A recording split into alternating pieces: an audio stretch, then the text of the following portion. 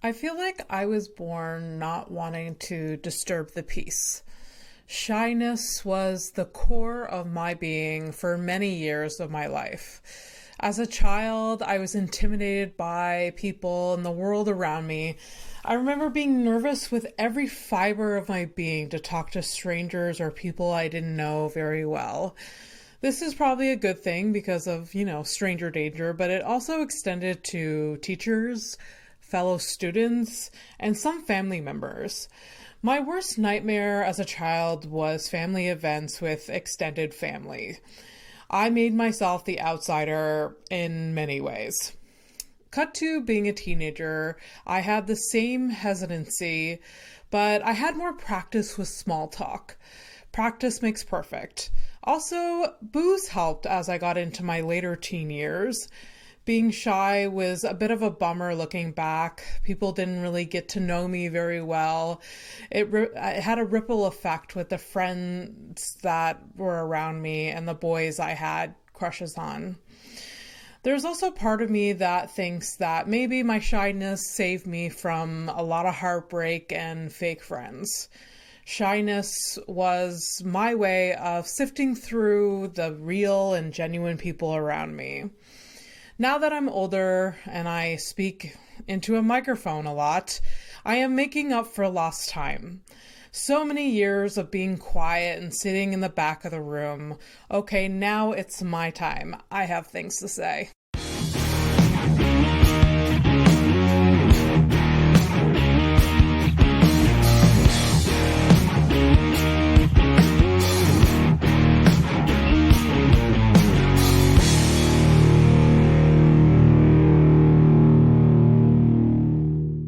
Welcome to House of Stone, the podcast where everyone has a story and we get into the nitty gritty of it all. Yeah. Today I have a wonderful guest, Raajiee Chelliah. Hi. Hi. I've been wanting to have you on the podcast for so long. Yay. You're delightful, and I'm so glad you're here right now. Oh my god, I'm so happy to be here. Even though you were stuck in traffic for hours to get here. It's worth it.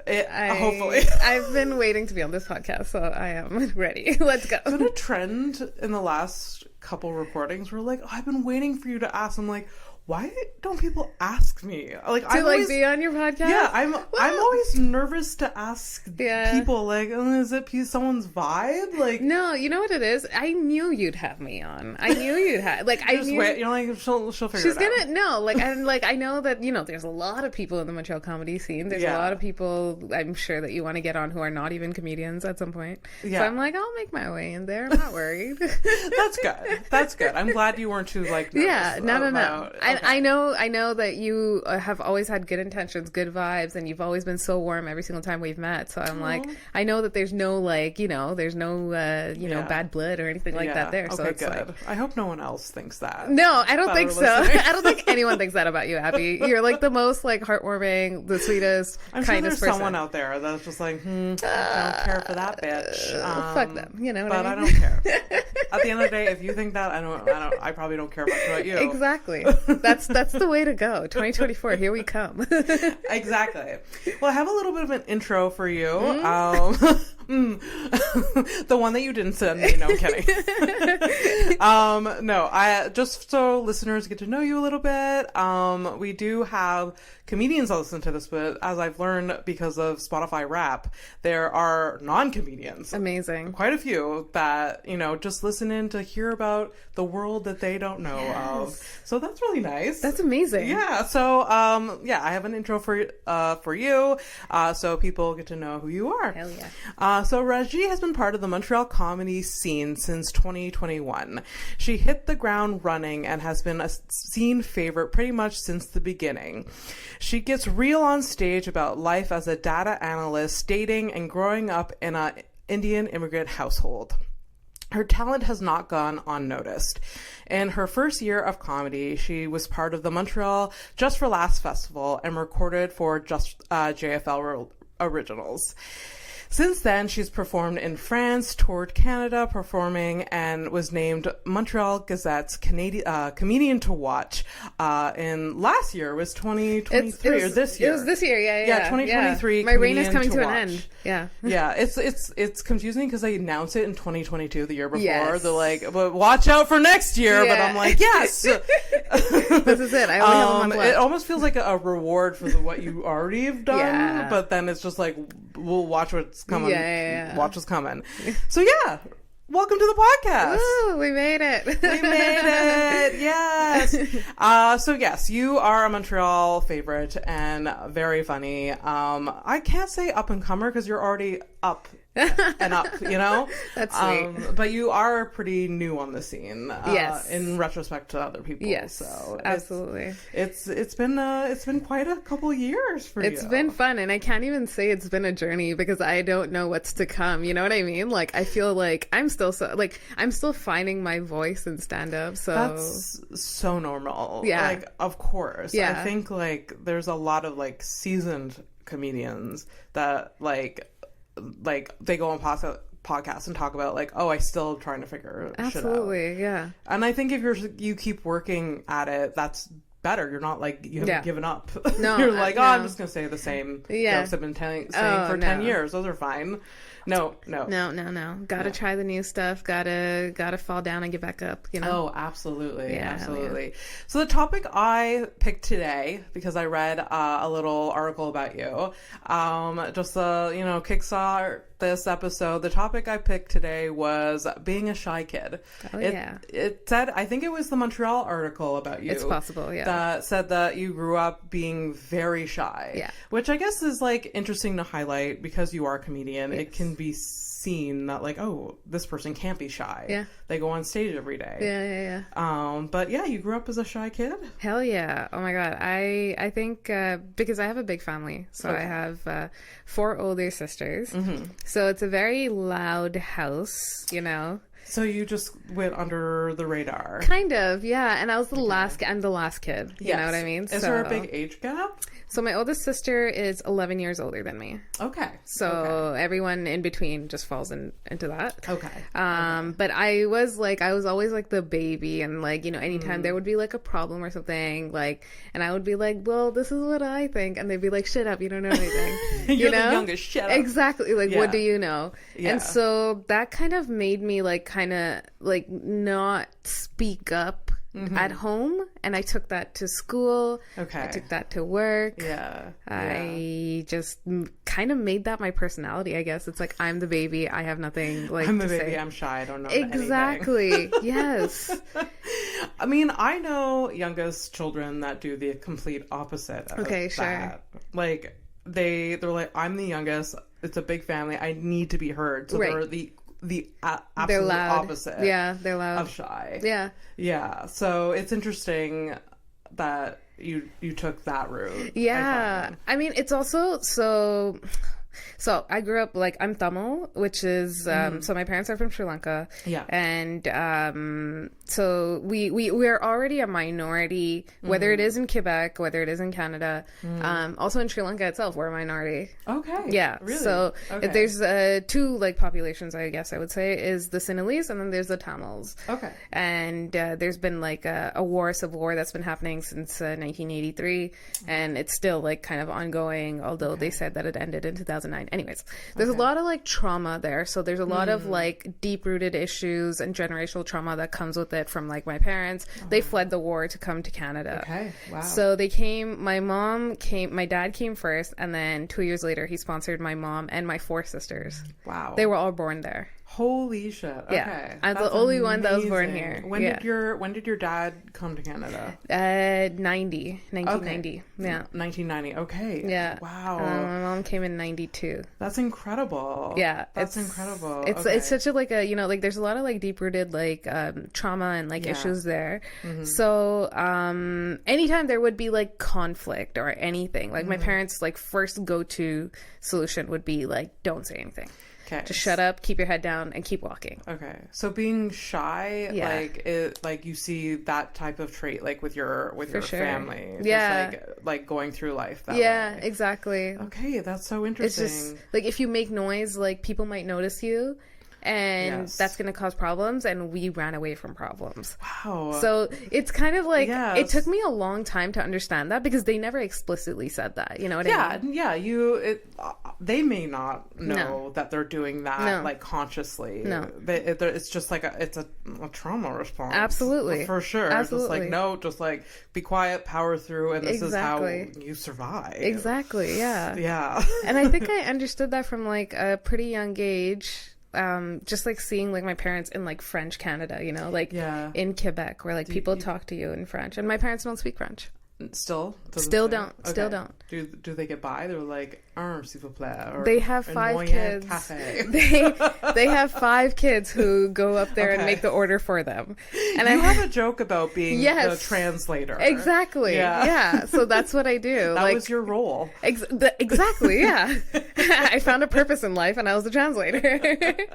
That's so funny. Yeah. And it's funny that, like, are you good in French? I'm pretty good. I'm pretty fluent. Okay. Yeah. And it's funny that, like, you went to France last year and you, like, Yeah. it's funny how you were, I don't know, attracted to that Yeah, country. You're for like, sure. well, I'm the translator, so I can survive in I France. totally identify with it. Absolutely. And that's why I want to go back to Paris. I'm like, this is my place. Yes. That's so interesting. I like that so much.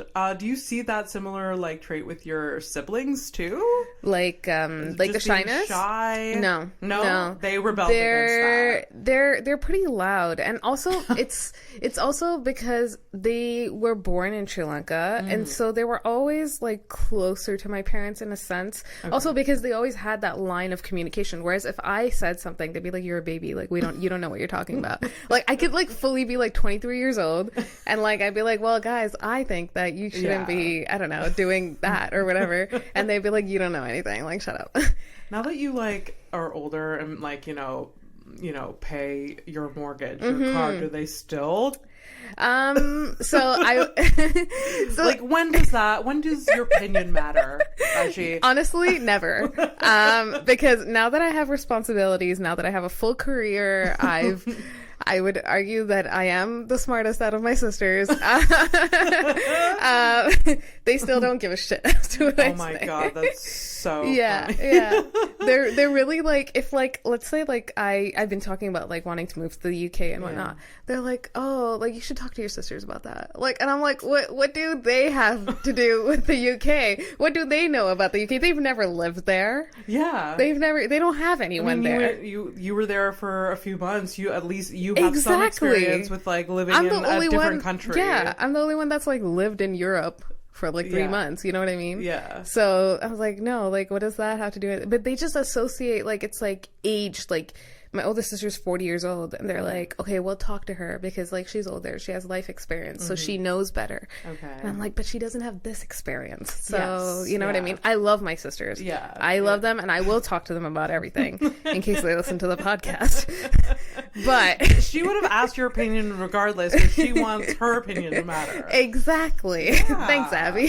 For sure. Oh my god, do you think that type of trend, I mean, it's generational trauma, but do you see that in like other Indian families being shy and like more reserved? I will correct you on that. We're not Indian. Oh, you're Tamil. Sri Lankan. I don't even like to say Sri Lankan because the state of Sri Lanka is trying to like ethnically cleanse the Tamils. But yeah, Tamils. That's what we say. Okay. So I don't. Yes, the oldest kid in a Tamil family will always get like the first opinion, the choice, the respect. They're just like kind of like seen as like the king of like their parents' heart, you know what I mean? Yeah. Or like whatever, they like own them in a certain way because it's just like they look at their firstborn like it's like, you gave me life, you gave me purpose, and you're the reason I am happy today, and you're gonna like take care of me when I'm older and like whatever. So you see that trend in other Tamil families? Absolutely. Yeah. Oh my gosh. Yeah, for sure. Okay. You have to talk to other youngest siblings. I like do. Tamil. Like but it's so different for me, right? Because I'm the youngest of 5 girls. Okay. Which is not common. It's not. It's not. It's like, I think Most of my friends, it's like they're either 2 kids, 3 kids. That's about it. You know, they don't have more than like 1 or 2 siblings. Okay. Yeah. Oh, wow. So you're 5 a kids rarity is a to lot. have like that big of a family. Yeah. Do you know why your parents I think they were trying for a boy. Yeah. I'm sure, like, I've never like asked them like why'd you guys go so far? Yeah. But I'm pretty fucking sure. Like my dad's a mechanic. Like he was like a mechanic back in Sri Lanka, and he still does like a lot of handiwork and stuff. And I'm sure he was obsessed with like having a son to like pass that on. Oh my god, I can relate. I am one of 3 daughters. And there was like I think I was like 10 or 9 or I don't know. It was like I was a kid, and like my parents, I think for 5 years were like, should we try for a boy? I'm like, are we not enough? Like, is this like you already like this is already chaotic? You don't need another child. And like there was like financial issue. It's just like, do you really want a boy that bad? Well, that's the thing. Like, I don't quite understand that. Like, but they didn't really like. It wasn't really that serious, but yeah. But it was there. It was like a, hey, let's try for, which there's nothing wrong with it. But my parents went so far as having 5 kids. So, like, I am sorry, but financially, logistically, those things are, you know, it's tough to plan out and handle. Now they're happy. Now, like, I don't think they're fine. Like, they have like 10 grandkids. They're good. Oh my God. 10? Do you really have 10 nephews? Yeah. Wait, do I have 10 or is it 9? I think it's 9. 9. Yeah. So that's a busy household. 6, do you guys 3, do you see them a lot? Like, do you hang out with them a lot? So I only have one sister who lives here in Montreal. The rest of them are in Toronto. Oh, right. But we do. I knew that you had family there. Yeah. But I do see them pretty often. I see them like at least like every 2 months or 3 months or so. But the one that lives here, I see her like every week. Oh, very interesting. Yeah. Interesting.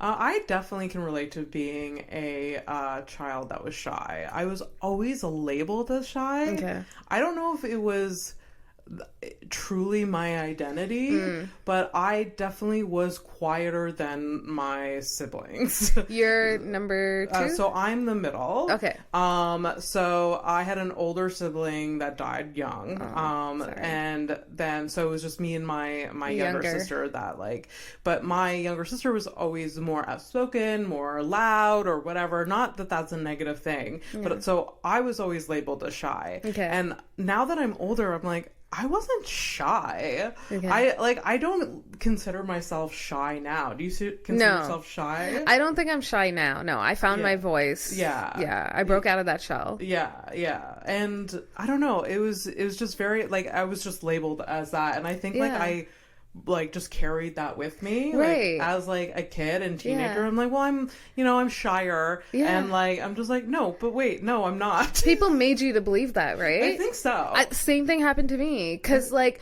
my sister who's right above me, so the one right before me, number 4, she's very loud. She's very talkative and very loud.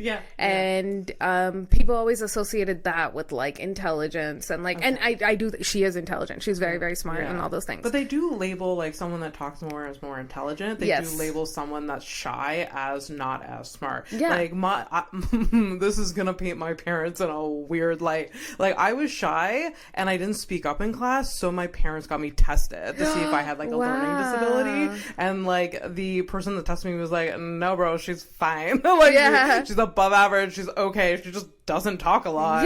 And that should be okay. Let's normalize it. We turned out fine. Look at us now. Look at us. We're literally on stage every day, just like talking yelling to like at hundreds of people. Yelling at people. Stop fucking labeling kids. Absolutely. I have a fucking podcast. If I don't want to talk to you, it's because you're lame. Yeah, I don't want to talk to people. Well, there you go. We did that from a young age because we realized how lame people are. Pick and choose, which means we're advanced. Advanced, pick and choose. Be like, not everyone deserves our attention. That's what I'm saying. Yeah. Okay. Thank you. But everyone needs to pay attention to us. Yes. Right now. Yes. We have the mics. And on stage, when we have a microphone, everyone pay attention to us. When I'm off stage, don't talk to me. I absolutely do not want to talk to you. That's not true. You don't mean that. You like it when people come up to you and tell you like, hey, that was a great performance or whatever. Yes. But there's a limit. There's sometimes there's always like, I mean, I'm sure you've experienced this. It's just like unsolicited advice. Oh, yeah, 100%. And even though like I'm guilty of doing that, Sure. I think. Like, just like if we're like chatting, I'm just like, oh, have you thought about this for like this part of your joke or whatever? Okay. Which like some people can hate that. Mm-hmm. If someone does that to me, it depends on who. That I would be like, oh shit, yeah, that'd be cool. Or like that's a good idea. But then most of the time I'm like, shh, as soon as they're like, have you thought? I'm like, I shut off. Really? Okay, that's fair. So there are like some audience members that like, I do like when they come up and compliment me, but like if they want to like actually have a conversation, I'm just like, no. Okay. No, I have a limit. Okay. But it depends on who. That's if fair. I get a good vibe, it's all about vibes. That's fair. Okay. I love it when like audience members come up to me afterwards and they're like, you know, like I loved your set and like whatever, or especially, oh my God, if there's like brown girls in the audience and they're like, I loved your set. That's my target audience, right? Yeah. Like I want them to relate with my story and whatever. Yeah. I mean, girls in general too, but like, I mean, ideally everyone. But yeah, that's like when they come up to me, it feels like you're doing something right? Oh yeah. And like if there's a conversation that follows that, like saying like, hey, like, you know, you spoke about like my struggles, like growing up or whatever, like, and this was a great laugh. That to me is a great conversation following that. So like, I'm not shy in those instances because there's also a topic at hand. Yes. I am shy when there is no topic at hand. Oh yeah. Small talk is the absolute worst.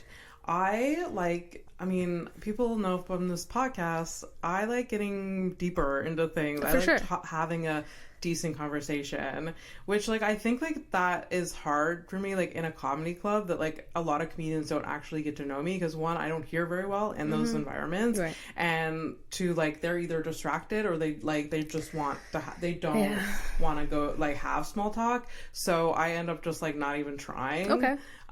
So I don't like small talk at all with like audience members. Like I get nervous almost. Same. Just, like, no. Same.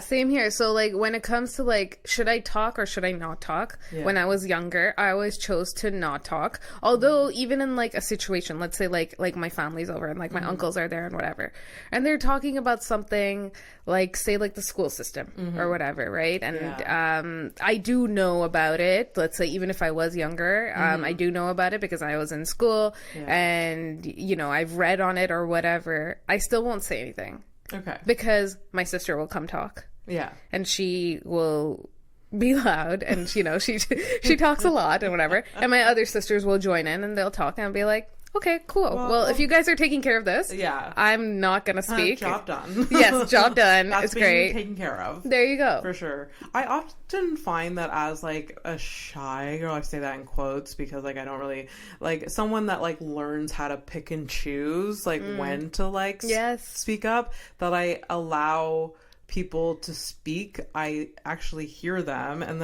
then I'm like, okay, I don't actually have to impose my views on this because either their views are already solidified. I don't need to like waste my time and effort on this, or like it's just like actually listen, where I find like they're like it's undervalued. Like in conversation, people end up not listening to each other. They just talk at each other. So I learned that I guess like shy or like just being very selective, or I did suffer with like social anxiety a lot, growing up too. So like I just learned how to like impose myself. Impose is not the right word, but like put myself in certain conversations. That's fair. For sure. But I find it so interesting how like, you know, that like labeling yourself or other people labeling yourself as shy has like gone into like has developed in a certain way. Well, that's the thing. Like I also feel like as like human beings, we're very comparative by nature. So it's like you get a loud kid and you get like a kid that doesn't talk so much, and automatically just because the other kid is louder by comparison, like you're like labeled shy, which is not fair because it's so not fair. But and it's not a bad thing. Also, being shy is not a bad thing. It's not. No, it adds like yeah, some interestingness to your life. And you'll yeah. open up to the right people, in the right context, in like the right situations and whatever. Absolutely. So absolutely, yeah. I don't think there's anything. So any shy people listening, you're fine. Hell yeah, you're good. Do you find yourself like, how as like your identity as like being more reserved? Let's maybe not reserved, like, or shy or whatever. How is that translated in the dating world? Oh yeah. So that's very deep rooted because again, my sister, who's right above me, the number 4, she is, when she talks really well, but she's also very, very pretty and very, very light skinned.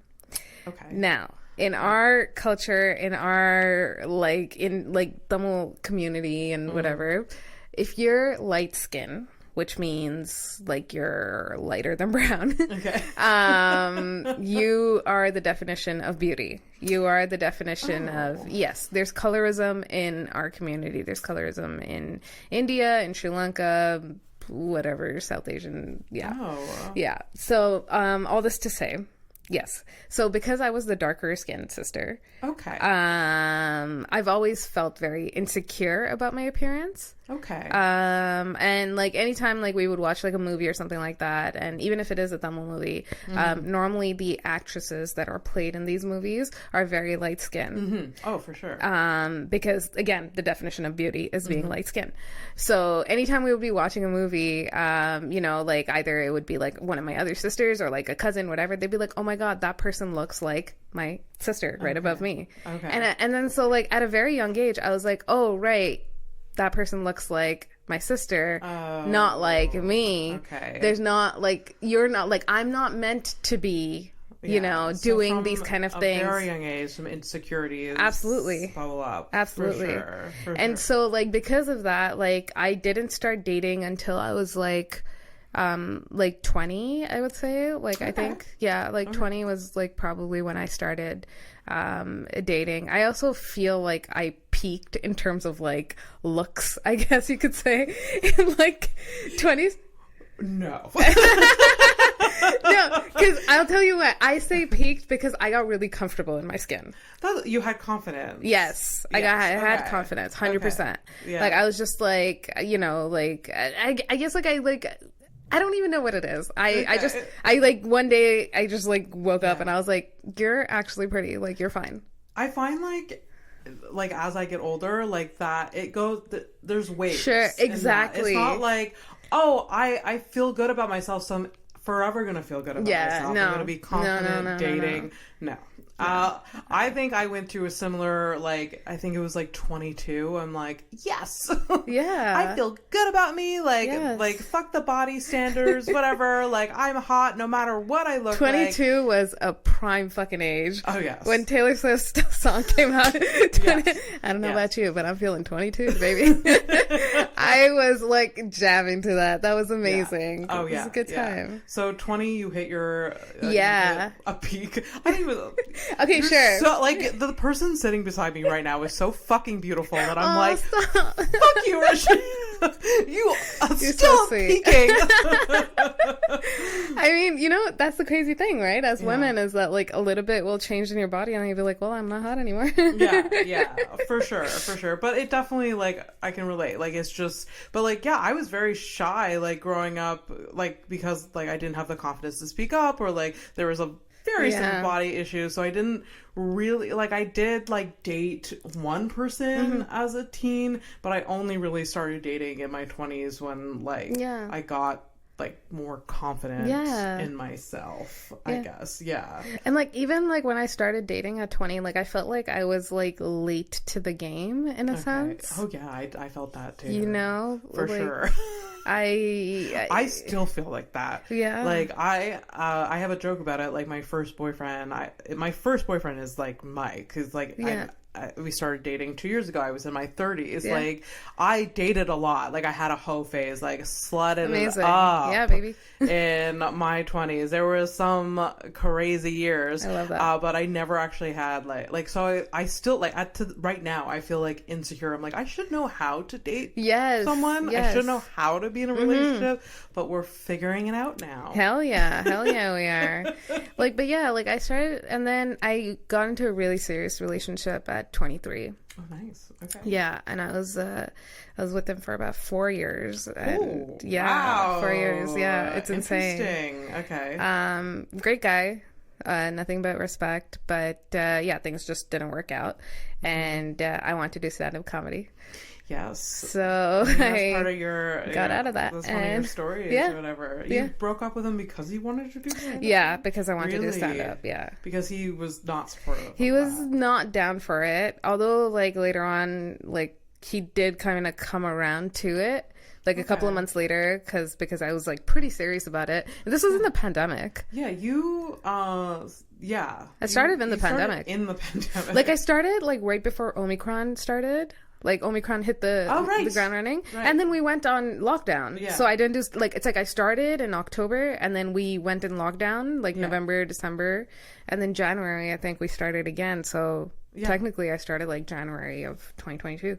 Okay. Like, it was, like, you know, like, I did, like, a few mics or whatever, and then bam. But you were very serious from the beginning. Yeah. For sure. And it showed because, like, the first year you got on just for laughs, and I remember. Do you remember you did Funny Juice? I did. Was it like it was my open mic a couple years ago, and that wasn't your first time; it was your second time performing. Right? No, that was like my third or fourth. Yeah. Okay. And I remember like just being like, "What? Yeah, you're so new and you're so funny, and it's just a very unique voice, and I love seeing that. Thank you. Know? It was really great. It was fun. It was fun. Like, and I remember, like, I was like, you know, when you start, like, you're so excited by every single stage time that you get. Like, you're just like, oh, like, I was in Toronto that weekend. That was your show, and it was, your show was on a Sunday night. Yeah. And I was really adamant with my parents. I was like, we need to leave at 9 o'clock in the morning so that I can come back to Montreal on time. I vaguely remember, like, I just got back in. Literally, like, we got back in, and then I was like, I need to go. And I like fucking bolted out. Smallest open mic. It doesn't. Like, but it matters. It matters. There you go. For me, it still matters. Like, I still like put like. Yeah, I still value a lot of, like, the open mics I do and the stage time I do. But I remember when I first started, it was just, like, I would just be over the moon when someone, like, said, yeah, I'll book you in for this day. You know what it is? So when I started comedy, this is totally off track, I saw a poster of your show called Get Fucked. Yes. Yeah. And I saw Darren was on the show. I saw you were on the show. I don't know who else was on the lineup, but I vividly remember Darren because Darren, anyways, we worked together at some point. He used to be my supervisor. Oh my God. Yeah. Was this like in the Airbnb? No, not Airbnb. Okay. This was another company for like autistic kids, like therapy for autistic kids. Yeah. Wow. Okay. I didn't know Darren. Anyway. So sideline. I was like, show. And I saw a poster for that. This was when I like started comedy, and I was like, one day I'm going to do that show. I swear. Really funny. I swear to God, because that poster looks so cool. Oh my God, thank you. And I was like, I'm going to do that show. And then so when you asked me... Did you do that show? I don't think I did. But it's whatever. I haven't, like, it's kind of stopped. Well, there you go. Yeah. So, but if you do it again, I'm pretty sure you did that show. No. But maybe you did. But it's fine. But, like, so when you offered me, or I think I reached out to you for a spot on Funny Juice, and you said yes, I was like, yes. Oh my God, that's so interesting. Yeah, I remember that show with Darren because, again, peak pandemic. Yes. We were back and roaring for like a couple months. Yeah. So Darren, before the like 2020, I had a show scheduled March 20th, 2020. And of course, we all know March 20th, 2020, nothing was happening. So, and Darren was headlining that. And like when we started started up again, and I started Get Fucked again. I was like, well, let's do it. Let's go. And yeah, I love that show. I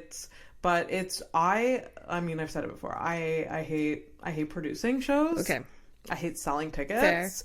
I do it, and I like having the stage time, but like if I could just like give away tickets and still pay everyone, that would be fucking fantastic. Yes. But there's a lot of elements to it that I don't love. Okay. But that's so funny that you saw that poster. It was probably at the Diving Bell then. That Probably, you saw the yeah. poster. Okay, interesting. Yeah. Okay. I love that. I mean, yeah. Anyways, back to you. Yeah, you blew me away the first time I saw you. And, but what got you to the stage for the first time? It's such a, like, and I feel like I say this and like people look at me like I'm stupid, but like, I remember like there was a time where like during the pandemic I was just like working. I'm working from home, and I was like, surely this can't be life. Like this can't be it. Yeah. Like, you know, there has to be more to it. Like, yeah.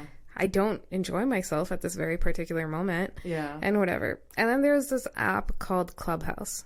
Do you know what it is? Clubhouse? So it's like an audio only. It's like think do you know Twitter Spaces? Like, yeah. It's like basically like group chats or whatever, but it's like you're audio only. You can talk. There's a moderator, whatever, blah, blah, blah. So it's an app. It was audio only. And there was like a bunch of people who were like moderating rooms and whatnot. And in it, there was like stand-up comedy rooms. Okay. So I stumbled upon it and I just like went in and I was like listening and I was like, this is awesome. I love this. Yeah. And then I saw there was like 3 brown girls from LA who were in the room and they were stand-up comedians. Okay. And then I kind of creeped their profiles, their socials and whatnot. And I was like, they do this for like a living. This is crazy. And so after like following them, the girls group, it's called Facial Recognition Comedy, if anyone wants to check it out. They're based in LA, but after seeing them I was like, oh, I could do this. And then I started writing. Okay. I just started writing jokes just for the fun of it. Oh my god, my phone's ringing. I'm so sorry. And I started writing jokes just for the fun of it. And then they had like an open mic room where you could do like 3 minutes and people will give you feedback. Oh my god. Yeah. That's beautiful. It was amazing. There was this comic in LA. Her name was Dana Keel. I know her. Yeah? I met her when I was in New Orleans. I did a show with her. She's amazing. Yeah. She actually, I think she said, she's like, oh, I know someone from Montreal. It's probably me because like she was so sweet. She is the sweetest. She recognized the fact that I had jokes, the fact that I had a voice and whatever. Aww. From that moment, just like audio only, you know. She was like, okay, you're funny, like you should do this. Yeah. And so every time she would give me feedback, she'd be like, you're doing great, just keep doing it, and like whatever. And this was like I was sitting at home. And I was like in my pajamas and whatever, but every time I got the chance to speak those 3 minutes, it was like butterflies. It was amazing. Oh my god! But it was so sweet. I was in my own house and I was just doing that. And I love that. It's so interesting. Like I know like one other person that started doing comedy in the pandemic as Zoom show. Yeah, and that just like blows my mind. Like because Zoom, I mean, this Clubhouse was a bit different, but Zoom shows, like, it's just not what the magic of stand-up comedy is live, and the fact that, like, you got this, like, these butterflies just by this, and it's just like, oh, of course you're gonna love it. Yeah, of course, but again, coming back to, like, being, like, a shy girl, like, I don't like if there's like a group of people, like I'm very hesitant to speak. Whereas when I have material and jokes and whatever and I'm on stage, it's like you become like this new person. So it's like even from making that jump from being a shy girl to speaking to like these random people on an app, although it's audio only, like it's like I was nervous, I had butterflies, but I was very excited to do it. So it's like you know, that's so cool. And had you gone to a stand-up show before this, or like watched stand-up? When I entertained the thought, it was like actually in the pandemic I was FaceTiming my friends a lot. So like we were FaceTiming each other, we were just like talking, and I had these 2 friends who are still till this day like very, very good friends of mine. They like I used to do impersonations of my dad just on FaceTime.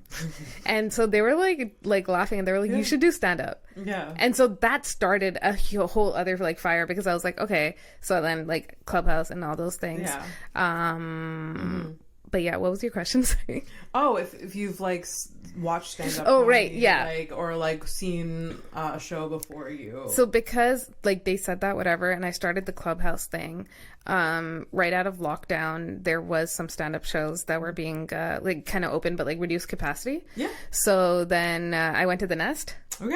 I went to one of Sid's shows at Peroni's, and I don't know where else I went. But then I started just watching YouTube stuff and whatnot. But before that, I did not, like, I've never been to a stand-up show. I don't know a lot of, like, obviously you know Kevin Hart, like, because he's, like, everywhere and whatever. Yeah. But I didn't know any other stand-up comedian, like Sugar Sammy, because he came to colleges and stuff like that. Yeah. But that was about it. So have you developed like a fandom for any other names than that now that you're like in the like industry? you mean like the big names like the LA comics and the New York like comics? come to Montreal during the festival. Yeah. Stuff like that. Oh my god. I have been like binging a bunch of Phil Hanley's videos. Oh yeah, he's good. He's incredible. I am obsessed. Yeah. Like anytime he posts a new video, I am like geeking out and I'm like, oh, this is gonna be good. And it's just like I feel like I want to study his crowd work, like how his brain works and like his art form, everything. Yeah, crowd work is just I tried to do it, a little bit of it, but like it's tough. It's tough, and when someone does it so like magically, like Jessica Kirsten does it so well. Yeah, that's another comic who I really love. I love watching her so much. I've seen her a few times at Just for Laughs. Amazing. And yeah, she's really, really great. Like, and she does it in a way that like doesn't really like it, like she's not punching down at anyone. Yes. Yeah. So I really like that a lot. Yeah, okay, cool. So, my next question, and we already have to wrap up. Oh my god! Pretty soon, like really? we have 10 minutes. But like, no. Okay. I want to make sure that I get to like. Yeah. No, don't worry about it. Even if it's like 15, 20 it's fine. So you did Clubhouse for the first, like you did Clubhouse during the pandemic. What was your first open mic? When was that? That was in September at the Comedy Nest. The Comedy Nest was the first. Yeah, the Comedy Lab. Yeah, my first open mic was at the Comedy Nest too. Nice. And looking back, I should have done a smaller mic or something. Oh yeah, so intimidating. There was a lot of people. I mean, there was a lot of people, and it's very professional. Actually, no, I like that my first time was there. Yeah. But yeah, it was cool. I think it's a great setting for like a first time. Yeah. It is intimidating though. I see first timers there, and I'm like, there are easier places to be. Sure. Just like less stakes. Well, I mean, there's not high stakes there, but like it just feels like a lot of pressure. Yeah. There's a fucking green room. There's like there's proper tech. There's like proper so lighting. True. When I started, it was right out of the lockdown, and so it was still reduced capacity. Yeah. So you can imagine, like, it was not packed at all. No. It was not packed at all. But I only told one friend of mine who was an ex-coworker of mine, and she lived like very, very close to the Nest. So like I was like, you can come, but I told all my other friends, like you can't, like there's no way, like none of my family, no one was allowed.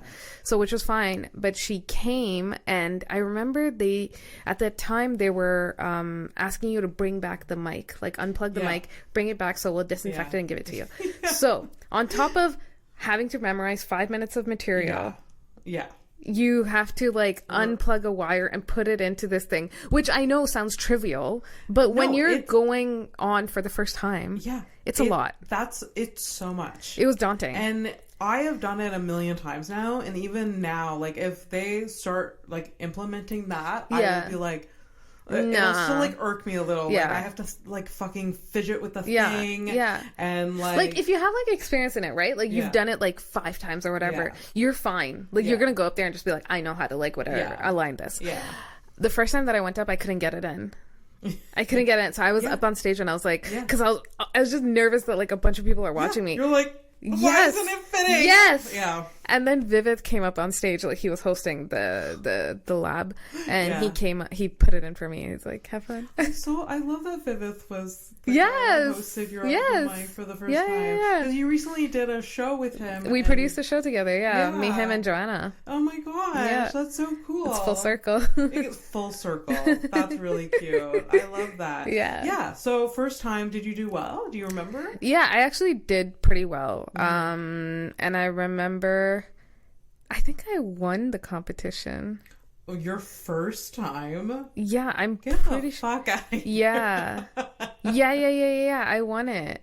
That must have been such a boost. It was to the amazing. ego. It was amazing. And when they give you that little paper with like the, like the $25 and whatever. Yeah.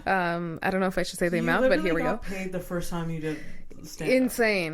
Insane. Probably not the second time. That's like a core memory that's like unlocked because I kind of like forgot that. That's so But I funny. have the paper. Like I have the paper at home for sure.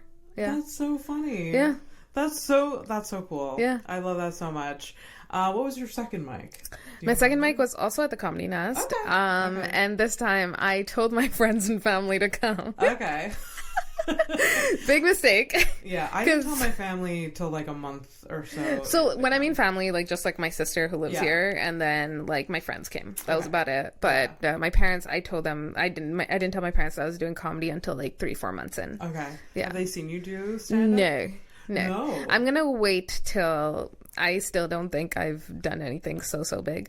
I want to wait till like I do like a theater or something. Really? Like opening at like a theater. I mean, or you've something. done pretty big shows. Sure, yeah, but like I would want it to be like, because I want them to take me seriously. Like I want them to kind of be like, do they not take you seriously? Like when you tell them what you're doing? Now a bit they do because they see, because I was also this year I got a lot of press, which was like pretty cool. And so like when they saw me on the news and stuff, they were like, oh, this is a thing. Yeah. But they don't understand the like I don't know, they don't understand like the magnitude of it. Like they don't understand the gravity of it too.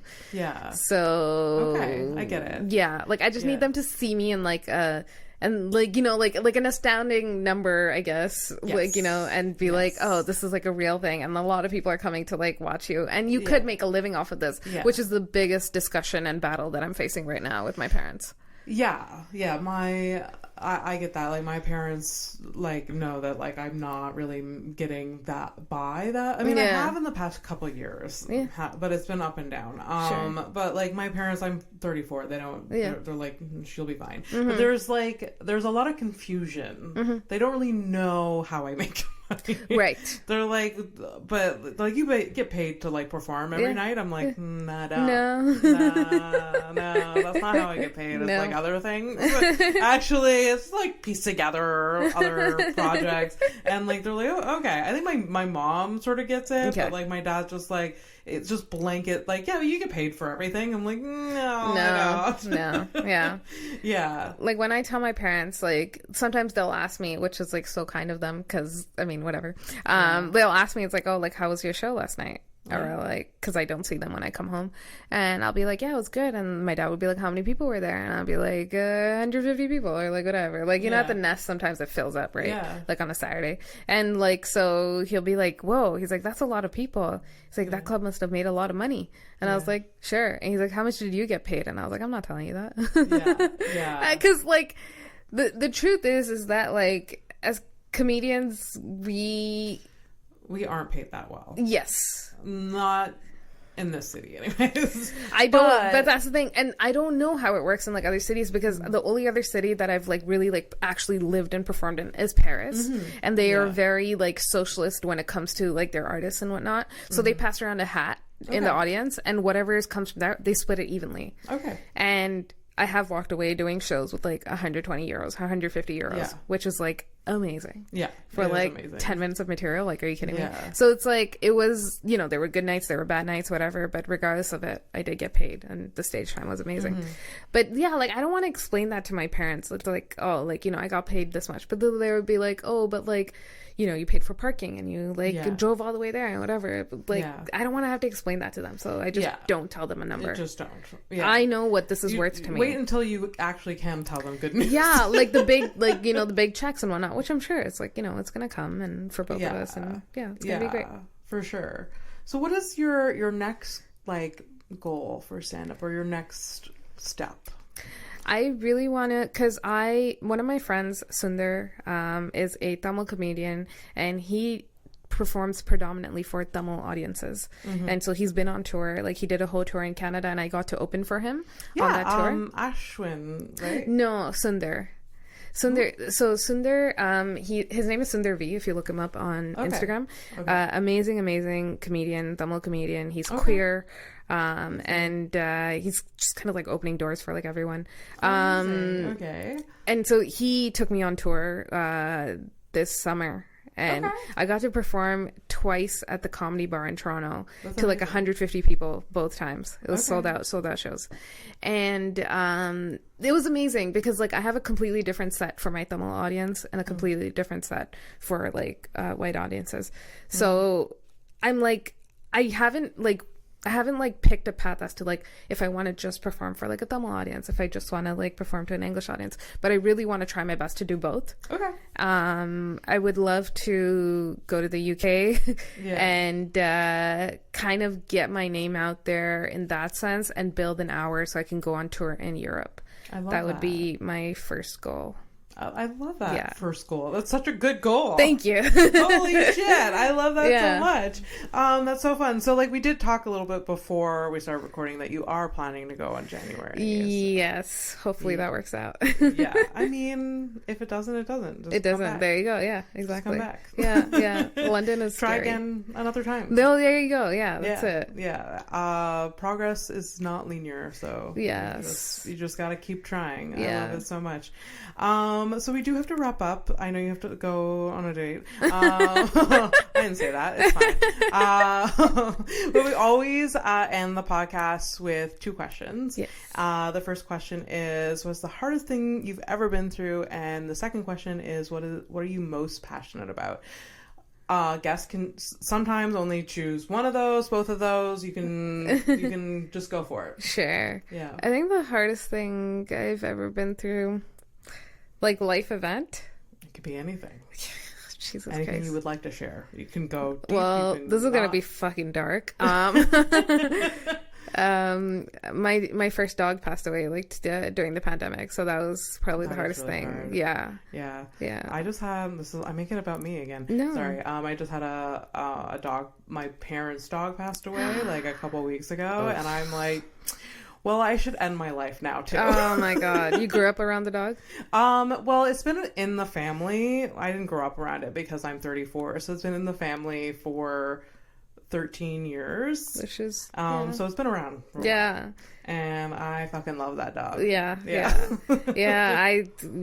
Like losing your pets is by far the hardest thing ever. My heart goes out. Like, why do I get attached to things? Like, never again. It's the worst. It's literally the worst. And like I have a dog right now, Marshall. He's 5 years old. And I'm obsessed with him. And like just thinking about even like moving to the UK or whatever, I'm like, but like I can't do that. Like I did the 3 months in Paris without him, and I was like, I missed him so much. Like every time I saw a dog, like I would just like break down. Like I was just like God. that.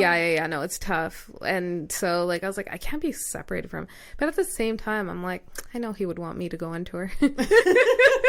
He would support your dreams. He will. He's obsessed with my parents, so he has them, and it'll be fine. He has them. And he'll be here when you get back. He's still very young. Yes, my baby. Oh my God. I love him. Okay. And what are you most passionate about? I mean, I want to say stand up, but I feel like that's such a surface level answer. I think I'm the most passionate about my identity. I am so proud about being Tamil, and I love my people. I love where my people come from. And I was in Sri Lanka earlier this year, and I spent a lot of time in like, you know, the areas where like my parents grew up. Spent some time with my cousins and whatnot, and I love my family. So yeah. I love that. That's a good answer. Yeah, hey. Hey, I did good. I'm trying. Was that your first time back In Sri Lanka? No. The first time I went... No, the first time I went was in 2015. Okay. And it was actually the first time my parents have been back. Oh, yeah. Interesting. So they, like, after 25 years, they went back home. That's crazy. So that's, it was wild. And it was my first time in 2015, and then I went again this year, and this time we went for 5 weeks, and it was just me and my parents, and then we joined like my cousins from the UK there. But yeah, I don't want to travel alone with my parents again. I love them, but you fell in love with the country and the people there. Yes, the people. Okay, and the country's in shambles, but the people are great. So I love that. Thank you. And you have lots of great jokes about, you know, your background, and it's so fun to see you grow and explore your voice. Thank you.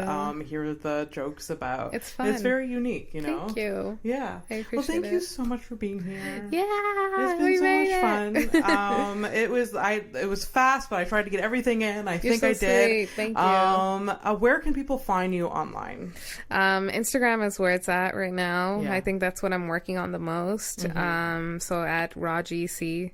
That's it. And TikTok, same thing, same handle. If you just search up Raajiee, I'll show up there. And that's about it. Yeah. Okay. Well, follow Raajiee on Instagram and TikTok. You know where to find me. Please like and subscribe. Follow housestonepodcast.com for all the links. Hey.